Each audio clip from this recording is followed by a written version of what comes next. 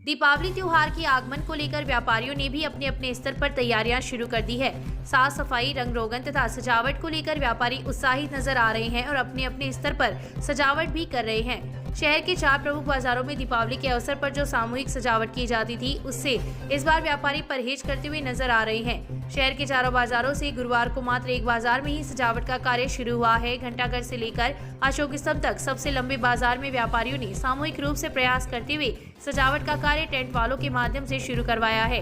हालांकि पालिका प्रशासन भी लगातार बाजारों में सजावट के लिए बाजार में व्यापारियों को प्रेरित करने के लिए 2 दफा बैठक कर चुकी है, लेकिन एक बाजार को छोड़कर अन्य बाजारों के व्यापारियों ने सजावट को लेकर दिलचस्पी नहीं दिखाई है।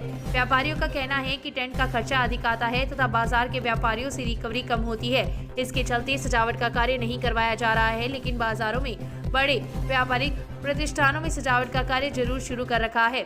दीपावली त्योहार पर बाजार की सजावट को लेकर रौनक इस बार फीकी रहती हुई दिखाई दे रही है। वहीं दीपावली के मात्र 4 दिन शेष बचे हैं, लेकिन बाजार में खरीदारों की भीड़ भी अभी तक नगण्य है।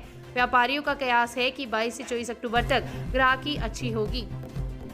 दीपावली की सजावट रतनगढ़ में बहुत विलक्षण होती है, तो पूरे जिले में कहीं नहीं है। इस बार कुछ बाजार सजे, 2 साल बीच में हुए नहीं।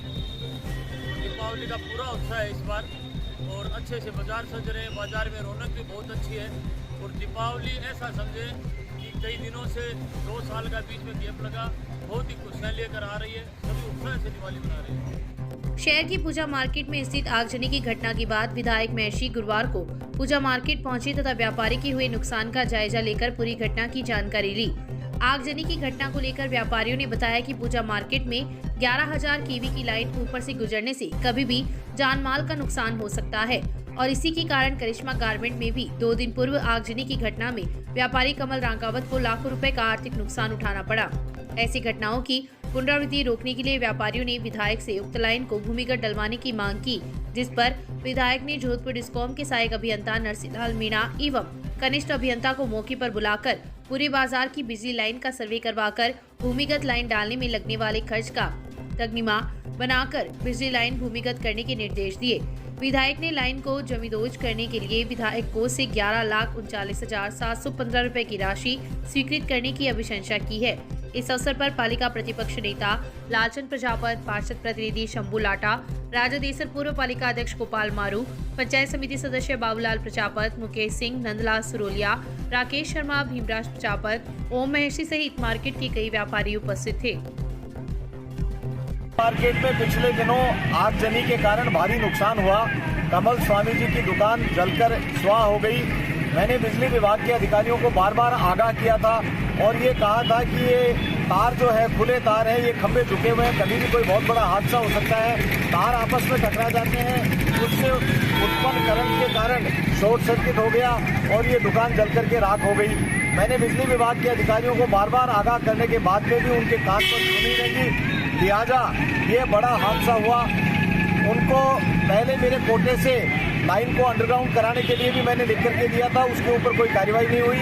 आज बिजली विभाग के अधिकारियों को व्यापारियों के सामने बुलाकर एईएन और जेईएन को उनको डांट भी लगाई है इस बात के लिए कि इतना बड़ा हादसा हो गया, जनहानि हो गई, और भी बड़ा हादसा हो सकता था।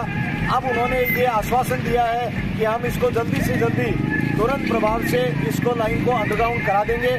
मैंने इन लाइनों को अंडरग्राउंड कराने के लिए मेरे विधायक कोटे से जितना भी पैसा लगे वो कोटा देना स्वीकार करके और उनको लिखा है कि तुरंत प्रभाव से तकवीना बना करके और कोटा में जारी कर दूंगा, उसके बाद में ये तुरंत प्रभाव से कर देंगे। यही बात कही। यदि ये काम नहीं होगा या इसके अंदर डिले होगी तो बिजली विभाग के अधिकारियों को भी नहीं बख्शा जाएगा। आने वाले समय के अंदर इस तरह की और कोई हादसा नहीं हो जाए, इस बात के लिए मैंने उनको कहा है। राजस्थान सरकार के जयपुर में स्थित विमुक्त घुमंतु अर्ध घुमंतु कल्याण बोर्ड कार्यालय में सदस्य के रूप में युवा कांग्रेस नेता रामवीर सिंह रायका ने कार्यभार ग्रहण किया है। इस दौरान रायका ने मुख्यमंत्री अशोक गहलोत, प्रदेश अध्यक्ष गोविंद सिंह चौटासरा को, बोर्ड की अध्यक्ष उर्मिला योगी का आभार जताते हुए कहा कि वे कर्तव्य निष्ठा के साथ जिम्मेदारी का पालन करते हुए आमजन के कल्याण हेतु कार्य करेंगे। साथ ही सरकार की योजनाओं का लाभ आमजन को अधिक से अधिक दिलवाने के लिए प्रयासरत रहेंगे। इस अवसर पर ओबीसी प्रकोष्ठ के नगर अध्यक्ष नवीन वर्मा, सरपंच प्रतिनिधि बाबूलाल स्वामी, कांग्रेस अल्पसंख्यक प्रकोष्ठ के जिला महासचिव चांदखा खोकर सहित कई कार्यकर्ता उपस्थित थे। शहर में 12 नवंबर को आयोजित राष्ट्रीय लोक अदालत की सफलता को लेकर कवायद जारी है। गुरुवार को इस संबंध में अपर मुख्य न्यायिक मजिस्ट्रेट कन्हैया लाल पारीक की अध्यक्षता में राजस्व अधिकारियों के साथ बैठक का आयोजन किया गया। उक्त बैठक में राजस्व अधिकारियों को आगामी लोक अदालत में अधिक से अधिक प्रकरणों के निस्तारण एवं ग्राम स्तर पर डोर स्टेप प्री काउंसलिंग करने के निर्देश प्रदान किए गए हैं। एसजेएम के उपस्थित राजस्व अधिकारियों एवं वकीलों को सतत प्रयासरत रहने, अधिक से अधिक प्रकरणों में भी प्री काउंसलिंग करवाए जाने एवं लोक अदालत में राजीनामा से अधिक प्रकरणों का निस्तारण करने का आह्वान किया है। बैठक में एसडीएम अभिलाषा, तहसीलदार बजरंग लाल, बीडीओ दुर्गाराम पारीक, डीवाईएसपी हिमांशु शर्मा, बार संघ के अध्यक्ष रोहिताज सिंह, सामाजिक कार्यकर्ता संतोष कुमार इंदौरिया उपस्थित थे। सीवरेज योजना को लेकर इसके उपभोग के लिए लोगों को जागरूक किया जा रहा है। गुरुवार को वार्ड संख्या 1 में उस्मानिया मस्जिद के आगे नुक्कड़ सभा आयोजित कर सीवरेज परियोजना के बारे में विस्तार से जानकारी दी। जन सहभागिता इकाई के प्रवीण सिंह राठौड़ एवं L&T कंपनी के हिमांशु मांडन ने योजना का लाभ बताते हुए इसके रखरखाव के बारे में जानकारी दी। इस मौके पर मोहम्मद रफीक, मोहम्मद यूसुफ, इलियास, दाऊद, इरशाद, रजाक, खैरुद्दीन, उमेश सहित कई लोग उपस्थित थे। राज्य स्तरीय सम्मान समारोह में शिक्षा भूषण सम्मान से सम्मानित जोधराज बैद एवं जिला स्तर पर भामाशाह प्रेरक पुरस्कार से सम्मानित अमिता बैद का बुधवार की शाम 13 पद भवन में विभिन्न संस्थाओं द्वारा अभिनंदन किया गया। विधायक अभिनेश महर्षि के मुख्य अतिथि में हुए कार्यक्रम की अध्यक्षता पालिका अध्यक्ष अर्चना सारस्वत ने की। दीप प्रज्वलन से शुरू हुए कार्यक्रम में शहर की 41 संस्थाओं द्वारा बैद का अभिनंदन किया गया। इस दौरान विधायक ने कहा कि शिक्षण संस्थाओं को आवश्यक संसाधन उपलब्ध करवाकर सुदृढ़ बनाने में भामाशाहों द्वारा किया गया योगदान अतुलनीय है। पालिका अध्यक्ष सारस्वत ने बैद दंपति को उल्लेखनीय कार्य करने पर प्राप्त सम्मान के लिए बधाई दी। इस दौरान महिला मंडल ने स्वागत गीतिका प्रस्तुत की। कार्यक्रम में पूर्व पालिका अध्यक्ष संतोष कुमार इंदौरिया, डीवाईएसपी हिमांशु शर्मा, तहसीलदार बजरंग लाल, समाजसेवी डालमचंद बैद व नथमल तातेर मंचस्थ अतिथि थे। चतुर्भुज गोस्वामी ने आगंतुकों का शाब्दिक स्वागत किया तथा ओम प्रकाश मंगलहारा व कमल बैद ने अभिनंदन पत्रों का वाचन किया। इस दौरान बैद दंपति का माल्यार्पण, श्रीफल, साफा व शॉल उड़ाकर तथा अभिनंदन पत्र भेंट कर स्वागत किया गया। सुनीता व्यास ने बैद को चुनरी उड़ाकर स्वागत किया। इस अवसर पर काफी संख्या में लोग उपस्थित थे। आंगनबाड़ी केंद्र के संचालन हेतु महिला एवं बाल विकास विभाग को भूमि निःशुल्क प्रदान की है। घीघी चौक में स्थित 812.50 दरगज भूमि के कागजात संत गीगराज महाराज के वंशज अजय सारस्वत ने गुरुवार को महिला एवं बाल विकास अधिकारी प्रियंका को सुपुर्द की है, जिस पर विभाग द्वारा आंगनबाड़ी केंद्र के साथ साथ अन्य गतिविधियां भी संचालित की जा सकेगी। सारस्वत परिवार एवं विभाग को प्रेरित करने वाले श्री गांधी बाल निकेतन के सचिव राजीव उपाध्याय ने बताया कि सारस्वत परिवार पीढ़ियों से जन सेवा के लिए समर्पित है तथा नई पीढ़ी के लोगों ने सर्वसम्मति से इस पुनीत परंपरा को आगे बढ़ाया है, जिसके लिए ये सभी साधुवाद के पात्र है। इस दौरान भामाशाह परिवार की प्रतिनिधि अजय सारस्वत का माला एवं शॉल उड़ाकर अभिनंदन किया गया। इस अवसर पर महिला पर्यवेक्षक कंचन शर्मा, नगेंद्र शर्मा, भानु प्रकाश एवं प्रमोद स्वामी सहित कई लोग उपस्थित थे। मेगा हाईवे पर लिंक रोड टी पॉइंट के पास गुरुवार की दोपहर कार व ट्रॉले की भिड़ंत हो गई। घटना के बाद ट्रॉला चालक मौके से फरार हो गया। सूचना पर पुलिस भी मौके पर पहुंची तथा घटना की जानकारी ली। प्राप्त जानकारी के अनुसार रतनगढ़ तहसील के गांव रत्नादेसर निवासी पृथ्वी सिंह निजी कार्य से रतनगढ़ आए हुए थे। गुरुवार की दोपहर अपने गांव वापस जाते समय मेगा हाईवे पर लिंक रोड टी पॉइंट के पास एक ट्रोले ने उनकी फॉर्च्यूनर कार को टक्कर मार दी। घटना में कार क्षतिग्रस्त हो गई, वहीं पृथ्वी सिंह बाल बचे। घटना के बाद ट्रोला चालक वाहन सहित मौके से फरार हो गया। सूचना पर पुलिस भी मौके पर पहुंची तथा घटना की जानकारी ली। घटना के बाद मौके पर लोगों की भीड़ लग गई, वहीं पुलिस ट्रॉले की तलाश में जुट गई। तहसील के गांव गुसाईसर में स्थित अपने खेत में कार्य कर रही 16 वर्षीय नाबालिका के साथ एक व्यक्ति ने मारपीट करते हुए अश्लील हरकतें की। इस संबंध में नाबालिका की रिपोर्ट पर पुलिस में गुरुवार को मुकदमा दर्ज हुआ है। पुलिस ने नाबालिका की रिपोर्ट पर मुकदमा दर्ज कर जांच शुरू कर दी है। पुलिस ने बताया कि नाबालिका द्वारा दी गई रिपोर्ट में उल्लेख किया गया है कि 18 अक्टूबर को उसके परिजन बाहर गए हुए थे तथा वह खेत में कृषि कार्य कर रही थी। इस दौरान धन्नाराम उर्फ गौरी शंकर वहां आया तथा खेत में खड़े ऊंट को मारने लगा। जब रोका तो वह नाबालिका के पास आया तथा मारपीट करते हुए अश्लील हरकतें की। इस दौरान आरोपी ने उसके कपड़े खोलने का भी प्रयास किया। जैसे तैसे नाबालिका आरोपी के चंगुल से वहां से फरार हो गई, जिस पर उसने किसी को बताने पर दुष्कर्म करने की धमकी दी। पुलिस ने विभिन्न धाराओं में मुकदमा दर्ज कर जांच सीआई सुभाष बिजारनिया को सुपुर्द की है। राजस्थान के सरकारी स्कूलों में टीचर्स की भर्ती से पहले ही विवाद शुरू हो गया है। मुख्यमंत्री अशोक गहलोत ने प्रदेश में 46,500 पदों पर भर्ती की स्वीकृति जारी की थी। उन्होंने लेवल 1 में 6,000 पद बढ़ाकर 21,000 पदों पर भर्ती की घोषणा की। वहीं लेवल 2 में 6,000 पद घटाकर 25,500 पदों पर ही भर्ती करने का फैसला किया है, जिसके बाद सड़क से लेकर सोशल मीडिया तक मुख्यमंत्री के फैसले का विरोध शुरू हो गया है। वहीं देश भर में राजस्थान के युवाओं की लेवल 2 के पद 32,000 करोड़ की मांग ट्रेंड करने लगी है। इस मांग को लेकर पब्लिक वाइब ने युवाओं से बात की है। लेवल 2 की तैयारी कर रहे अभ्यर्थियों ने बताया कि 2021 की परीक्षा में उनका सिलेक्शन हो गया था, लेकिन आखिरी वक्त में सरकार ने पेपर रद्द कर दिया।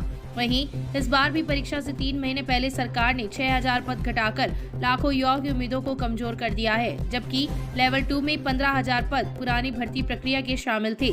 इसलिए सरकार को फिर से लेवल 2 के पदों को बढ़ाकर 32,000 करना चाहिए।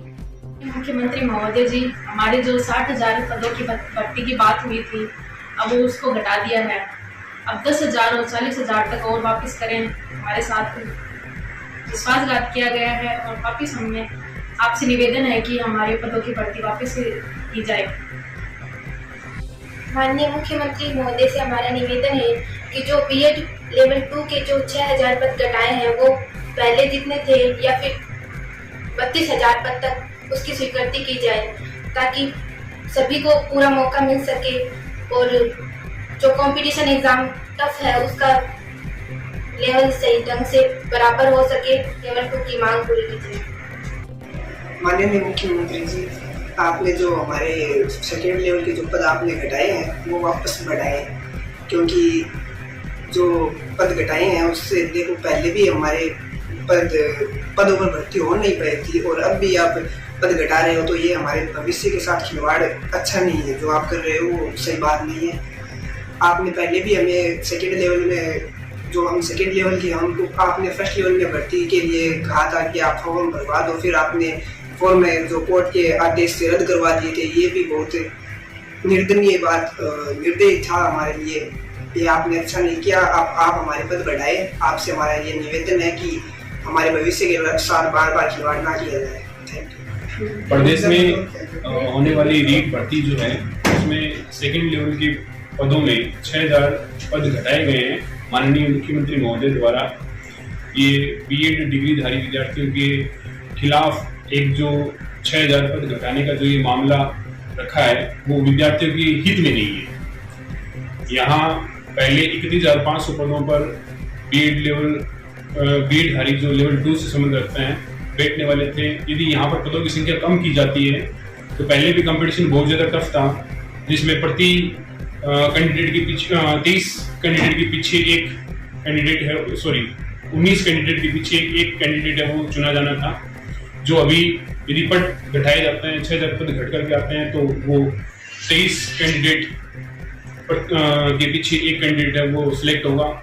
बीएड धारियों के साथ बहुत दफ़ा खिलवाड़ किया गया है। 2018 के बाद 2021 में पहली भर्ती आई थी, जिसको सही ढंग से सुचारू रूप से क्रियान्वित नहीं किया जा सका। 2021 में पेपर आउट हो चुका था। बीएड धारियों वाला जो पेपर है, सेकेंड लेवल का पेपर है, उसको रद्द माना गया, जबकि विभिन्न प्रकार की जांचों में लेवल फर्स्ट भी रद्द पाया गया था।